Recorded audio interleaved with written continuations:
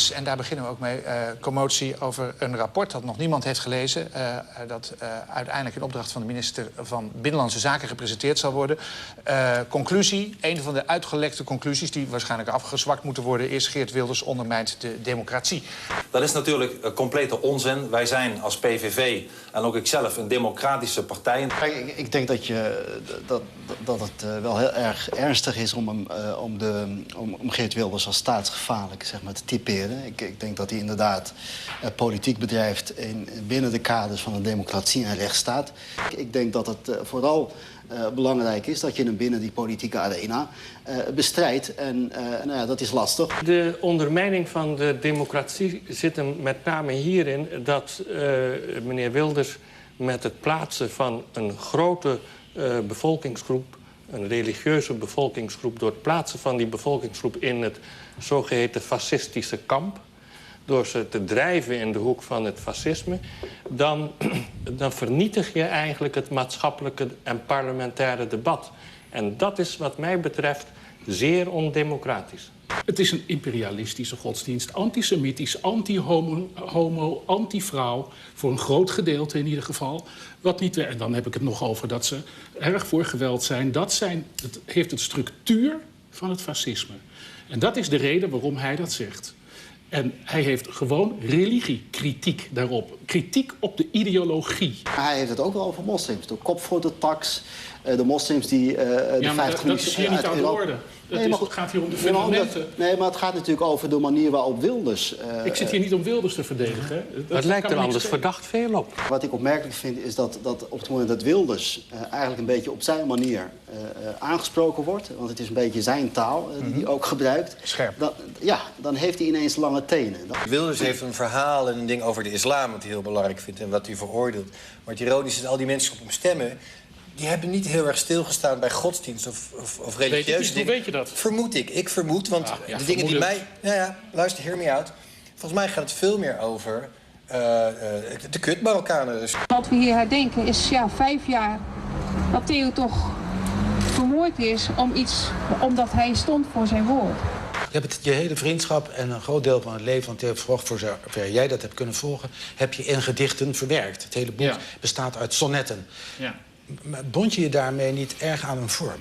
Ja, maar dat wilde ik juist. Ik vond de vriendschap die ik had met Van Gogh waard om daar poëzie van te maken.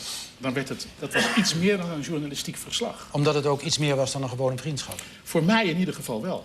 Ik vond ik zelf een redelijk burgerlijke jongen die weliswaar hield van de zwarte romantiek. Scherpe stukjes schreef. Maar toen ontmoette ik op een bepaald moment in mijn leven een gelijkgestemde geest. Iemand die, hoewel jonger was dan ik, toch op een of andere manier, een beetje vaag uitgedrukt, maar toch verder was dan ik. En we konden ons beide dromen in de loop der jaren waarmaken. Dat was wat Theo voor mij betekende. Ayaan Hirsi Ali had groot gelijk dat ze de clitorisbesnijding aan de orde stelde. Ik ben ooit met een gesluierde vrouw op televisie gekomen en ben bij diverse politici langs gegaan en heb gezegd, ik heb haar laten besnijden, daar worden ze rustig van. Ik wist niet dat deze beelden bestonden.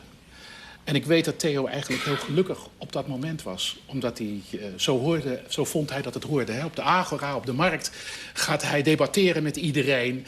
Dit wat je hier ziet, dat kan niet meer. Is dat zo? Ja, ik kan niet.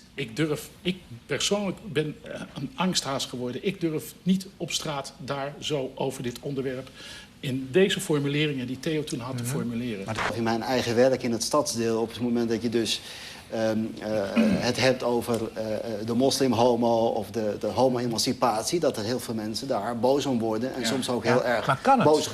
Ja, het kan wel. Wordt u beveiligd? Ik word niet beveiligd. Echt niet? Nee. 3 weken geleden was er een Italiaanse cameraploeg en die wilde heel graag naar de buurt waar Mohammed B. is opgegroeid en zo. Had me dan opgebeld? Nee. Want ik ben zelf verslaggever en ik wil daar altijd... En ik ben Amsterdammer en ik wil daar godverdomme altijd naartoe kunnen als ik dat wil. Ik wil daar zelf en ik wil maar kan je daar dan niet naartoe? Daar kan ik niet naartoe. We zijn daarheen geweest en er werd meteen gedreigd en er werd meteen... We konden daar niet één opname maken. Mike Baudet, Thomas van Luijn. Hi Jeroen. Ja, we hebben het niet langer uit kunnen stellen. Paul Witteman. Ja, Paul Witteman. Ja, leuk en duo. Heel leuk. Ja. Er komt een nieuwe theatershow aan, die verzin je dan. En dan zeg je van, hoe gaan we dat doen? Hoe ga je dat dan doen? Ja, ik had er nog een map met oude ideeën liggen. En die laat je aan hem zien? En ik heb een soort beroepsdeformatie dat ik alles noteer... wat Thomas in de kleedkamer allemaal aan belachelijke ideeën heeft. En we hadden een hele stapel. Maar dat klinkt een beetje als een soort opgewarmde prak.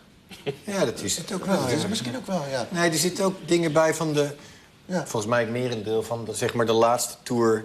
Kijk, in de kleedkamer heb je het meeste lol. En dan maak je ook grappen die je maakt omdat je grappen maakt. Pauw, pauw, pauw, pauw, pauw, pauw. Pauw, een witte man, witte man. Het kamertje is donker en het ruikt weer naar geit. Katten, ginten, nauwe kranten op het tapijt. Gebruikte condooms en wat wil het geval? Voor Paul extra large, voor Jeroen extra small.